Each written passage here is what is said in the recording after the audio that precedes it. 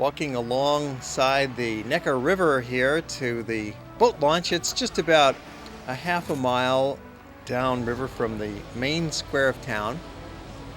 And you have a choice of different lengths of boat ride. You can go for a simple hour trip on a little round trip in the town. It's a little loop up and down and back and forth. And we're going to show that to you first. Some of the highlights of the 1 hour boat ride. Our Hawaii group enjoying the scenery, passing by what had been the Arsenal. Again, that was the university cafeteria that we had a look in earlier in the program. More of the old-fashioned homes of Heidelberg and the twin towers of the bridge. To the right is our hotel. That's the Hollander Hof Hotel. And we reach the end of the little loop and then turn around and head back, crossing back under the bridge once again, the old town bridge. And to the right of it, our hotel. Great location right in the center of the old town. The castle up above, towering over the city, the signature of Heidelberg. And then we float along. You can sit outdoors on the boat, up on the deck if you like, or downstairs there's a large indoor room with food service on board. And passing the town park, this is a real popular spot for the locals to hang out and come and feed the geese, the swans, feed some ducks, play with the kids, play some ball on the lawns there. A very bucolic setting. And they even have a little marina. There's more hotels down here towards the new part of town, but you'd be more comfortable staying in one of the hotels in the old section of town. That was the 1 hour loop, but now we're going to continue further upriver, going up the Neckar, heading to the village of Neckarsteinach. It takes about an hour and a half to get there, but that too is a pleasant journey. And it's interesting because this little village has 4 castles. So sometimes it's called the town of 4 castles. And there they are, Neckarsteinach. And then you have a chance to get off the boat and stroll for a couple hours in the village. You can walk up along the paths as we'll show you here and take a look at some of these castles. The main castle in town is still occupied. It's a beautiful old structure in very good condition. Some affluent residents. But then the other castles have more of that romantic ruin look to them. Abandoned 100 years ago. Many of the rivers of Germany had this kind of castle with their lookout towers, so they could observe the boat traffic on the river because they would sometimes collect tolls from the boats passing by. And there's some nice restaurants in Neckarsteinach where you can have lunch or just a drink and then get back on the boat and it'll take you back into Heidelberg. So that trip takes you half a day if you want to go all the way to Neckarsteinach.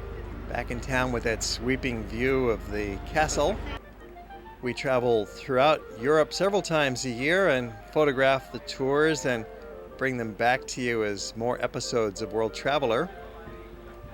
You're watching Germany today. We're in Heidelberg now, and in about 7 minutes we're going to move on to Munich. This is part of our tour of Central Europe that we conduct once each year in September usually. We go from Heidelberg to Munich, and then later on we travel down to Salzburg and to Vienna, and then on to Budapest, and finally over to Prague, and then fly home from Prague. It's about 17 days, makes a nice trip, very nice trip through the heart of Central Europe. And we've been presenting some episodes from that series lately on World Traveler. Stay tuned, we're on every Tuesday night at 7 o'clock. And we also have trips elsewhere in Europe. We go to Scandinavia. Our main trip is from Rome to London by train. We always like to travel by train. That's a very comfortable way to go. Getting off our boat ride now, and it's back into town. Must be time for dinner. The town really comes alive at the cocktail hour and then right on into the dinner scene. So many choices.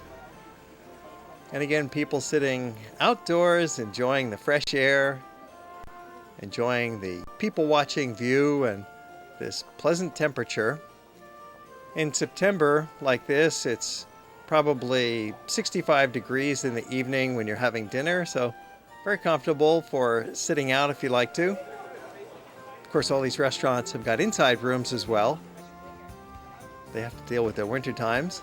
Or maybe just warm up with some wine tasting.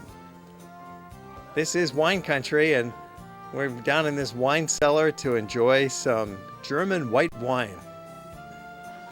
Nice and light and dry. You can have your pick from sweet to dry, Chablis type, or what have you. They've also got a lot of red wines and, of course, the beers.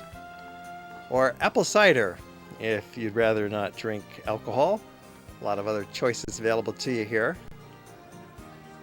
And the foods are gourmet quality in many of the restaurants in town. Here's some roasted garlic with your potatoes and a salad, and lots of mushrooms, meat and potatoes, but you can also get a lot of variations away from that basic motif.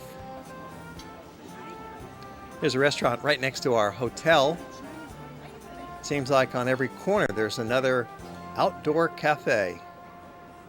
The advantage of staying in a place like Heidelberg for a couple of days is you can relax and enjoy it. You can sit back at a restaurant and take your time. Don't worry about rushing on to the next city on your itinerary. In this program, we've shown you how to spend 2 full days and enjoy yourself in royal style in Heidelberg, and certainly cap it off with a great meal like this Lamb Ruka at Weiserbach. Just such an excellent restaurant.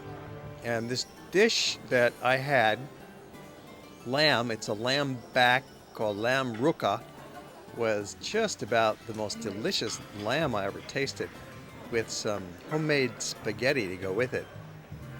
Quite a feast. Strolling around at twilight is always a lot of fun. It's an interesting time to take photographs, of course. It's that golden hour. And you have a mix of ambient lighting, twilight, street lights, a little bit of blue sky still hanging up there. Castle all lit up at night, looking very dramatic and majestic, towering over the city. As the night falls, the gates close. Well, they don't close anymore, but in the medieval days, the gates would close at night. Heidelberg still feels like a medieval town. Has those narrow alleys, those old buildings. One final look at our Hotel Hollanderhof. And then it's time to turn in and get ready the next morning to leave town. We've had our 2 days and 2 nights in Heidelberg. And now we're heading for Munich, the capital of Bavaria in southern Germany. Just a few hours away by train from Heidelberg. Very easy. So everybody's checking out, settling up their accounts, and we've had breakfast. We're on the road. Very easy to just call taxis for the group and shuttle us right over to the train station. It's just about a 10-minute drive from the old town right over to the modern train station. And then we get out of the taxis and get our bags, get our suitcases. We like to travel with medium-sized suitcases, not big bags, because they don't fit in the taxis too well and they don't fit on the trains too well. But say 24-inch suitcase, 25-inch suitcase. And we travel together through the station onto the platform at the right time and wait for our train. You want to try and stand on the right section of the platform so that your car is going to stop pretty much in front of where you're standing. Then it's time to load the bags. We have a system with our group tours. We have the non-baggage people get on first, and then there's about 6 guys who volunteer as the baggage team, and they put the suitcases on for everybody else. Works out very nicely for all concerned.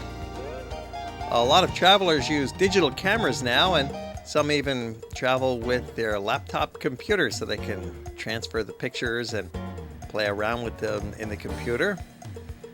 Digital cameras are a terrific way to shoot pictures nowadays, and you don't need to bring a laptop to shoot with the digital. You can store the pictures right in the camera or in these removable drives.